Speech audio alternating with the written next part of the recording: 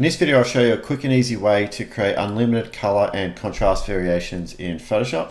So firstly, let's create a gradient map adjustment layer here. And next, let's set the blend mode to color, because all that we want to come through from this adjustment layer is the color. Let's rename this. Next, I'm just going to change the opacity of this adjustment layer to 30%. Next, you want to click on this gradient map colored bar here. Now, if you're not seeing this, you just want to double click on the gradient map adjustment layer icon there. Click here, and under gradient type here, you want to change this from solid to noise. And you'll notice that when you do that, it creates a random colored gradient for us. And you can see that it's applying that color to our image here on the left. Now, if you click and drag the word roughness here to the right, it will add a lot more color variation to our gradient. If I drag this all the way to the left, it creates just two colors, so it creates a nice smooth blend between those two colors there. So if you want to increase the colors, you just want to increase the roughness. Let's try around 30%. Now the trick here is to just click randomize. Each time you click randomize, it will create a different colored gradient for us.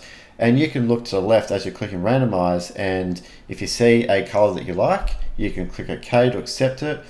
What you can also do is just click the new button here, and that will create a preset for us if we want to assign that color variation to our other images or photos. You can also play around with the color mode here, so you can change that to HSB or lab, so you can get different color variations doing that as well. So I'll click OK. So now we can do the same but for contrast. So let's duplicate this layer, holding down Control or Command J, and I'm just going to call this one contrast.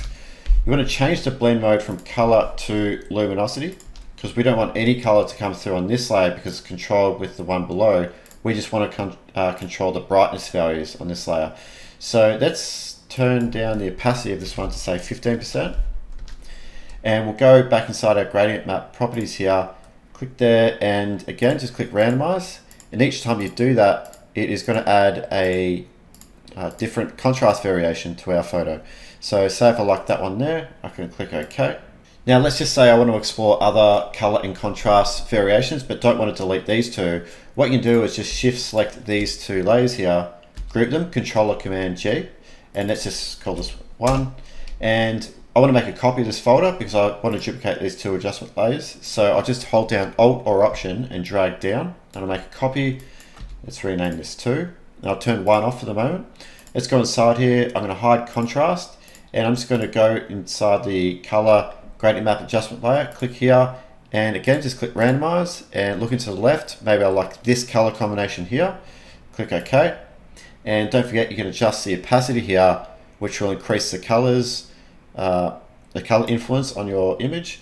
So let's just give it around 30, and I'm going to turn contrast back on. Let's go inside here and click randomize again, and I like that one, so I'm going to click OK. Now what you can do is compare the two. So I can just turn the visibility off for this folder, turn this one on, and just go back and forth to see which one you prefer.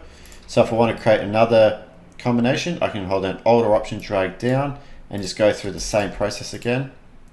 Go inside color, I'll turn contrast off and randomize.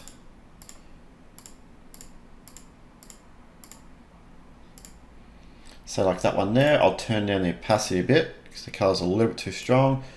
Turn on contrast, and let's see some contrast variations. Click OK, and then I will compare the three. So this technique is really handy if you simply want to explore any kind of color and contrast combination. Sometimes you just don't know what look best suits your image, and this is a super fast way to find out. So thanks for watching, and I'll see you in the next tutorial.